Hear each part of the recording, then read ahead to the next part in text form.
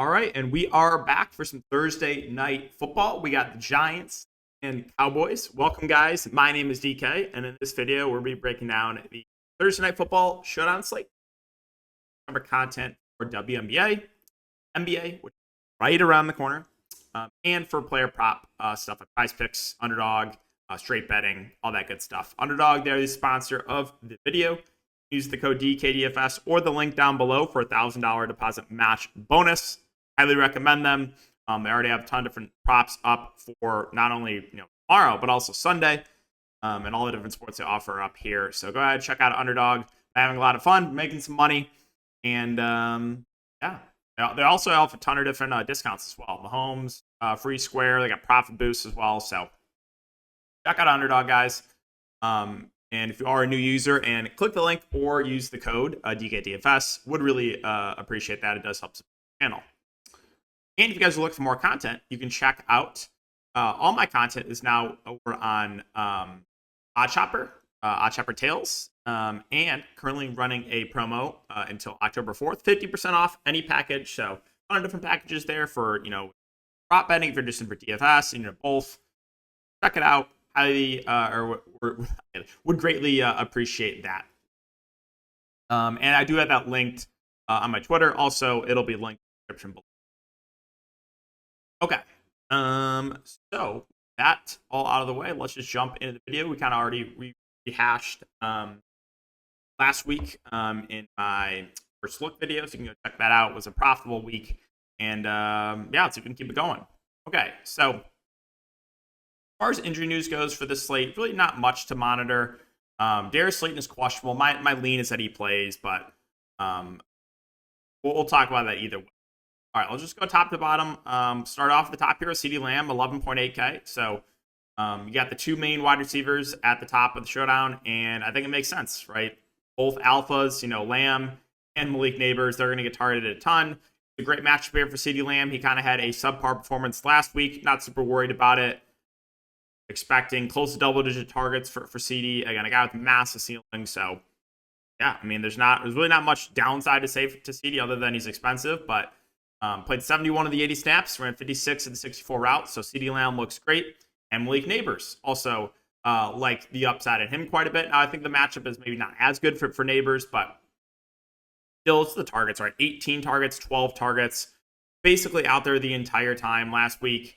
Malik Neighbors ran 40 of the 42 routes. So, yeah, really like Neighbors. I guess if you're gonna say like, oh, which wide receiver is safer, I think Lamb is slightly safer, but you probably played them both.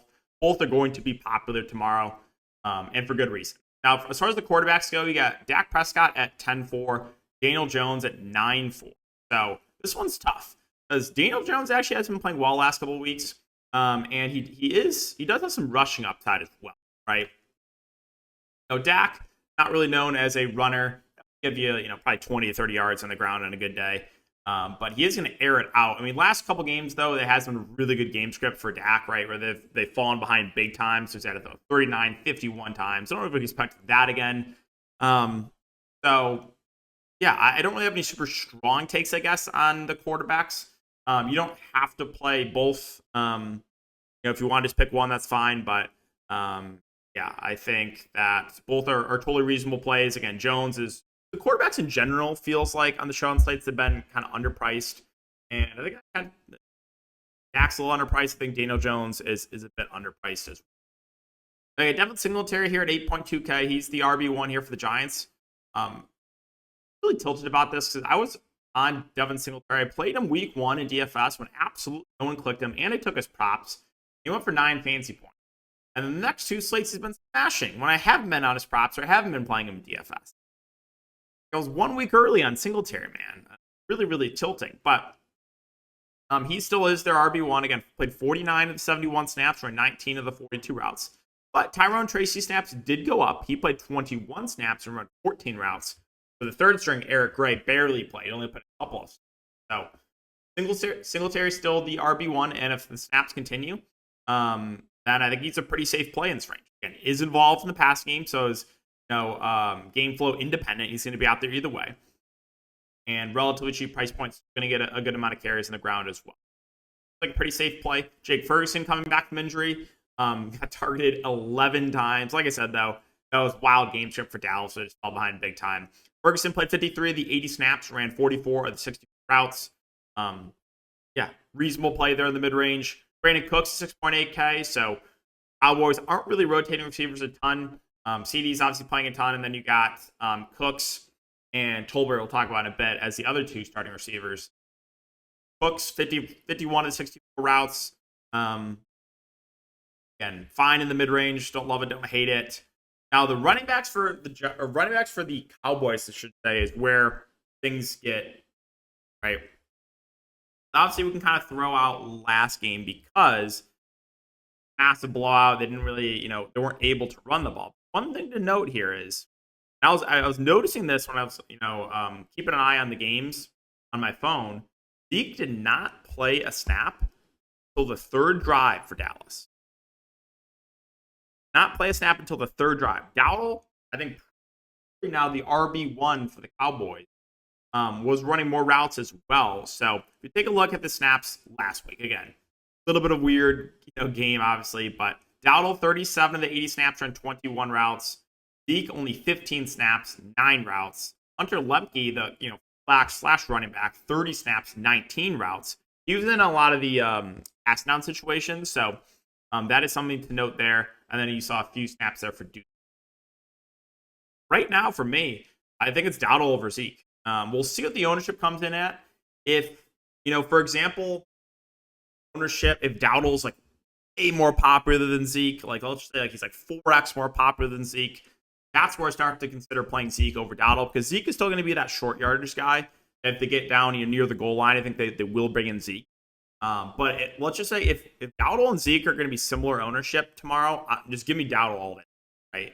But if Dowdle's going to be way more popular than Zeke, that's where I will consider playing Zeke. Right now, for me, I think Dowdle's a way more optimal play based on what we've seen. Again, not a good sign. It wasn't even the game script, right? Zeke just didn't even play until the third drive. That is a sign that Dowdle is clearly the RB1 right now. All right, what else? So Tolbert, again, the other receiver, he's 5.8K. I mean, Tolbert is 5'8", Cooks is 6'8". I mean, I'm probably if I'm gonna pick between the two secondary Dallas receivers, I think I would give the edge to Tolbert. They ran the same amount of routes. Tolbert's about $1,000 cheaper. As far as the defenses go, both defenses are in play. Cowboys D, we know Daniel Jones is definitely can turn the ball over, so they're viable here. I don't think it'll be that popular either because the Cowboys D have been letting up a lot of points recently. Aubrey's a really good kicker, solid play. I'm pretty on Wendell Robinson for Valley here. 4.8K. The clear wide receiver 2 right now for the Giants, and he's out there a ton. He might not be playing as many snaps as Neighbors, but he's still running a good amount of routes, right? So he only played 42, 71 snaps, but ran 33 of the 42 routes. So like when he's out there running routes, right? And he is a guy that at times they can give some end arounds to. So he can get some carries here and there. But I mean, 8 targets here, 12 targets here, right? The Giants are underdogs. You would think they'd be playing from behind. The only downside, I guess, is he's more of a short ADAC guy. He's not going to be running like the deep routes. But with DraftKings being full point PPR and him being at 4.8, like I think it makes him look like one of the best values in the board. I'm pretty high on Robinson. Greg Joseph will be the kicker for the Giants, FYI. So just wanted to note that because they do have 3 other Giants kickers in the player pool. Kevontae Turpin, again, he's more of the special teams guy, but he did play a bit last week. So he played 18 snaps, ran 15 routes. What did he play the week before? Kevontae Turpin. Pulling that up on my end. Turpin. He didn't even play last week, at least. Oh, no, he did. 15 snaps again. About week 1 when it was Turpin. Only 2 routes. Okay, so maybe it's just because the Cowboys had so many plays the last couple weeks that he's been playing a little bit. But yeah, right now more of just a dart there for me. Again, 3 and 4 targets. I don't know if it's sustainable, right? Giants D, 3.6K. Playable, right? They're way cheaper than the Cowboys playing at home too. Darius Slayton is the Giants' wide receiver 3. Keep an eye on the thumb injury. My lean right now is that he will play, but again, Slayton not really doing a ton when he's out there, not getting targeted. But if you take a look at the snaps, he played 58 of the 71 snaps and ran 33 routes. Now, if Slayton can't go, my guess is that you're going to see Jalen Hyatt kind of step up and get shifted into that wide receiver 3 role, right? Take a look at the depth chart here for the Giants. Right, you got Neighbors, Robinson, Slayton, and then again, I think Hyatt would be kind of the next guy up there for the Giants. So if Slayton can't go, I think you can definitely look to Hyatt. I would say he would be a pretty good value play there at 600. Dalvin Cook, it doesn't sound like he's going to be elevated from the practice squad. We talked about Tracy a little bit earlier, but I actually think he's like a good running back. And I think as the season goes on, he's going to slowly eat away at the snaps there for Devin Singletary. This guy is talented, so he might not have a huge role tomorrow, but I think later on in the season, I would not be surprised if he ends up taking the RB1 role from Singletary. So Tracy, again, more of a tournament-only play. I don't mind Theo Johnson. I think box score watchers will just completely avoid him. Like, oh, only 2 catches through 3 weeks, but he's still running a ton of routes and still clearly the Giants tight end 1. He's not really known as a great pass catcher. Wasn't really a great pass catcher in college either. But again, 57 of the 71 snaps and ran 33 of the 42 routes. So, and Daniel Jones did miss him, and I believe in a first touchdown earlier in the game, last game. So I do have some interest in Theo Johnson. I don't think he'll be that popular. You have Jalen Brooks. Again, him and Turpin are kind of the wide receiver 4/5 for Dallas. Brooks ran 13 routes last game. Again, though, in a competitive game, I'm not sure how much Brooks and Turpin play. Bellinger has really just not been out there a ton. He let me bring up his. Bellinger played 26 snaps and only ran 9 routes. So I would just rather play Theo Johnson over Price. Deuce Vaughn, I doubt plays much, if at all. Maybe he'll get a couple snaps, but not really looking at him. Schumacher was the tight end 2 there for Dallas. He had a good week 2 weeks ago in Ferguson. But last week, he ran 16 routes. So, again, just kind of a dart throw there in tournaments. I will mention Lepke. Again, he was out there a lot in passing on situations and the 2. So, $800, I think he is in play. Last week, Lemke played 30 snaps and ran 19. Do you think he's at least viable there? Talked about Hyatt. I think I'd only play Hyatt if Slayton misses. Eric Gray only played a couple snaps. And I think that's it. I think we covered everything. I don't think there's anything else to mention here.